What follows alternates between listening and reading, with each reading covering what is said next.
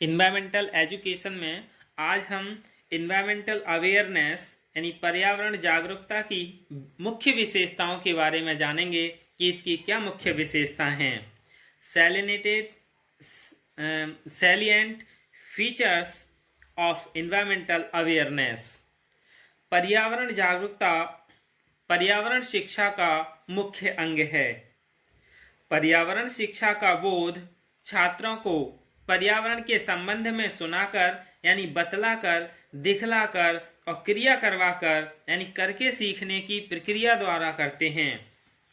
इन स्तरों के बोध का प्रभाव एवं गहनता में अधिक भिन्नता होती है। इन स्तरों का बोध मनोवैज्ञानिक अधिनियमों पर आधारित है। प्रथम स्तर पर छात्रों की श्रव्य इंद्रियां क्रियाशील रहती हैं, यानी जो सुनने की इंद्रियां हैं वो क्रियाशील यानी एक्टिव रहती हैं, और जिन तथ्यों को सुनते हैं उन्हें हम शीघ्र भूल जाते हैं। दूसरा स्तर यानी इस पर छात्र परिस्थितियों, चित्रों, चलचित्रों आदि देखते हैं, उनमें अधिक रुचि लेते हैं क्योंकि देखने के साथ सुनते हैं। इन्हें हम स्मरण रखते हैं, अपेक्षाकृत नहीं भूलते हैं। और तीसरे स्तर पर छात्रों को कुछ करना पड़ता है, करके तथ्यों तथा प्रत्ययों का बोध होता है। करके सीखने की प्रक्रिया अधिक प्रभावशाली होती है क्योंकि इसमें ज्ञान इंद्रियां और कर्म इंद्रियां क्रियाशील रहती हैं, जिससे स्वभाव तथा आचरण बन जाता है। जैसे कि पहले स्कूलों में बच्चों से एक्टिविटी कराई जाती थी, वृक्षारोपण कराए जाते थे, उनकी साफ सफाई कराई जाती थी, और आज कुछ बदलता ही जा रहा है। विद्यालय में कर्मेंद्रियों का कोई विकास ही नहीं कराया जा रहा है। यदि किसी बच्चे से कुछ करा लिया जाए तो उसके लिए हाईलाइट कर दिया जाता है कि बच्चे स्कूल में पढ़ने जाते हैं या इस तरह की एक्टिविटी करने जाते हैं। इस स्तर पर वास्तविक ज्ञान प्राप्त होता है क्योंकि छात्रों को वास्तविक अनुभव प्राप्त होता है। और जो छोटी क्लास के बच्चे होते हैं उन्हीं के लिए इस तरह की आदतें विकसित की जा सकती हैं, तभी वह बड़ी कक्षाओं में जाकर के इस तरह की एक्टिविटी कर सकते हैं। विद्यालय में प्रवृत्तियों का आयोजन कैसे किया जा सकता है, यानी स्कूल ट्रेंड्स। कक्षा या विद्यालय में पीने में प्रयुक्त जल की देखभाल करना, कक्षा की सामूहिक सफाई का कार्य करना। जैसे कि पहले पूरी कक्षा के लिए कह दिया जाता था कि आपकी कक्षा में जो भी कागज़ का टुकड़ा पड़ा है, जो भी चीज़ है, उसे उठा के डस्टबिन में डाल दिया जाए, यानी इस तरह से कक्षा की सामूहिक सफाई कराई जाती थी। बालकों को अपने शरीर जैसे बाल, नाखून आदि से संबंध स्वच्छता के अभ्यास के लिए कक्षा या विद्यालय में एक दर्पण, नेल कटर, कंघा आदि की व्यवस्था करना। कक्षा या विद्यालय में मध्याह्न स्वल्प आहार की व्यवस्था करना, जो कि इस समय सरकार द्वारा मिड डे मील के रूप में भी कराया जा रहा है। संपूर्ण विद्यालय के सामुदायिक जीवन को प्रकट करने वाले कार्यक्रमों का आयोजन, जैसे कैंप फायर, सोशल गैदरिंग आदि की समीक्षा करना। छात्रावास में छात्रावास में अपने कमरे की सफाई, पीने के पानी की व्यवस्था करना। छात्रावास, पुस्तकालय और वाचनालय की व्यवस्था को संचालित करना। छात्रावास में रसोई घर की व्यवस्था की जाए। यानी इस तरह से विद्यालय में पर्यावरण जागरूकता के प्रति प्रवृत्तियों का आयोजन बच्चों के लिए किया जा सकता है। और दूसरा है विद्यालय में विभिन्न कार्यक्रम का आयोजन करना, यानी various events organization in the school. जनतांत्रिक भावना के विकास की दृष्टि से विद्यालय में आयोजित किए जाने वाले कार्यक्रम, जिनसे बहुत सारे कार्यक्रमों का आयोजन किया जा सकता है, जैसे कक्षा के अधिकारियों का चुनाव करना, जैसे मॉनिटर का जो चुनाव किया जाता है। बाल सभा तथा छात्र संसद के चुनाव कराने चाहिए।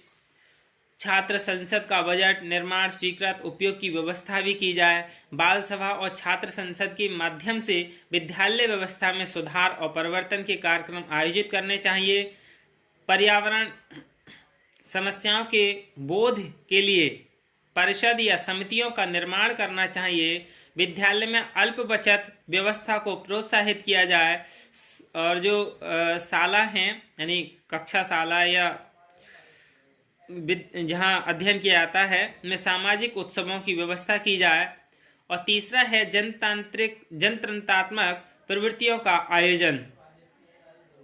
जनतंत्र के पूरक कौशल एवं दक्षताओं की दृष्टि से आयोजनीय प्रवृत्तियां बहुत सारी हैं, जैसे पर्यावरण शिक्षा यानी हमारा पर्यावरण प्रदूषण के कारण संकट से उबरने के उपाय पर वाद विवाद की प्रतियोगिताओं का आयोजन किया जाए। ये कराया भी जाता है वाद विवाद की प्रतियोगिताएं। पर्यावरण प्रदूषण की समस्याओं के कारण तथा उन्हें कम करने के उपायों पर किसी एक विशिष्ट बिंदु पर निबंध लेखन की प्रतियोगिता के आयोजन की व्यवस्था भी की जाए। रुचि कार्यों यानी जो हॉबीज है बच्चों की, उनकी शिक्षण व्यवस्था में ज्ञान प्रदान किया जाए।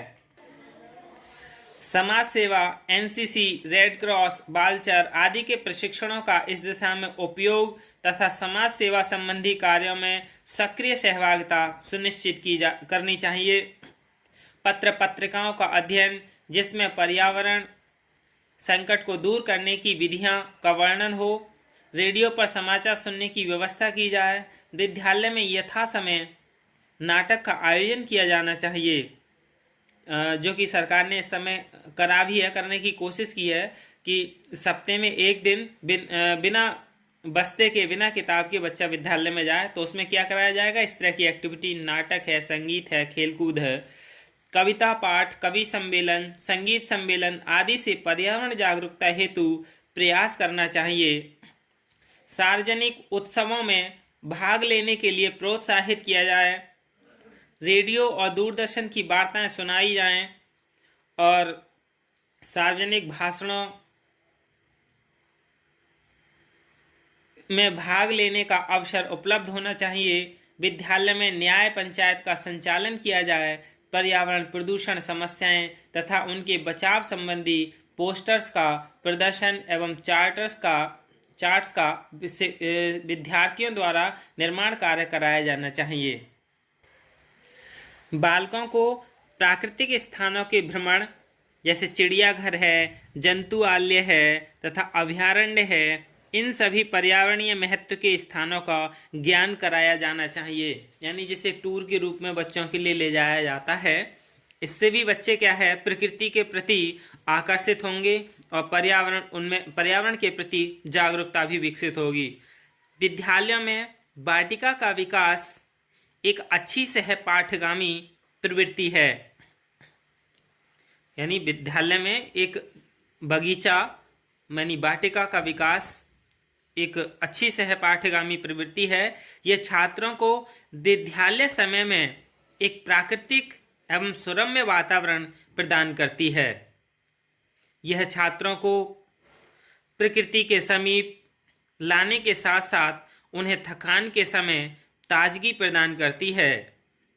यह प्राकृतिक प्रयोगशाला के रूप में मानी जा सकती है। विद्यालयों में प्रकृति क्लब की स्थापना करके उनके माध्यम से पर्यावरण जागरूकता के कार्यकलाप किए जा सकते हैं। इन कार्यक्रमों के आयोजन में पर्यावरण एवं वन विभाग से सहायता लेनी चाहिए। गांव एवं कस्बों में पर्यावरण के लिए कार्यरत समर्पित गैर सरकारी स्वयं की संस्थाएं महत्वपूर्ण योगदान कर सकती हैं। विद्यालय इनका सहयोग ले सकता है।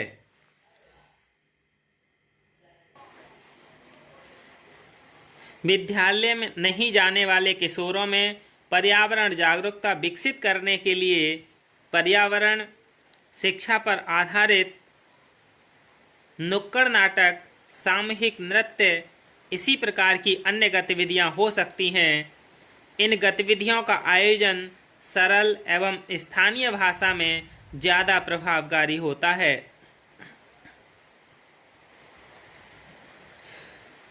विद्यालयों में छात्रों के माध्यम से पर्यावरण विषयक भित्ति पत्रिका, पर्यावरण कॉर्नर, गैलरी, सृजनात्मक लेखन एवं भित्ति चित्रों का निर्माण कराया जाना चाहिए।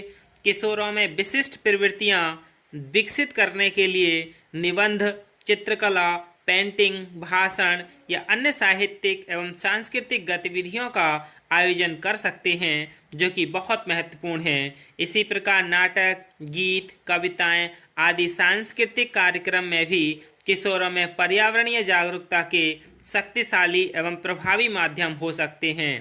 इन संसाधनों द्वारा कम से कम समय में अपेक्षित परिणाम प्राप्त किए जा सकते हैं।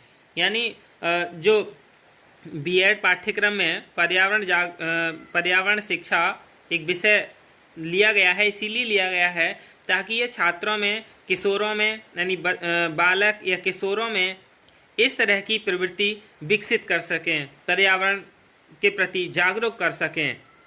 पर्यावरण एवं पर्यावरणीय समस्याओं के प्रति जागृति एवं संवेदनशीलता के विकास से ही पर्यावरण चेतना का विकास होता है।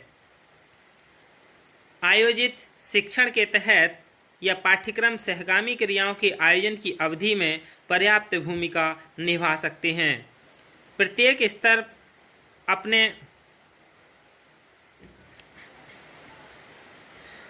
पर्यावरण के सकारात्मक और नकारात्मक पक्षों का गहराई से अध्ययन करने की दृष्टि से छात्रों का विशेष मदद प्रदान करना, प्रत्येक स्तर पर चेतना संबंधी फिल्मों, निबंधों, लेखों, रिपोर्टों द्वारा प्रसार करना और प्रत्येक स्तर पर पर्यावरण चेतना में प्रदूषण एवं विकृतियों के स्वरूपों का विश्लेषित एवं मूल्यांकन करने में शिक्षा की सहायता महत्वपूर्ण सिद्ध हो सकती है। इसी के द्वारा, यानी इस तरह की एक्टिविटी के द्वारा ही बच्चों में पर्यावरण के प्रति जागरूकता लाई जा सकती है।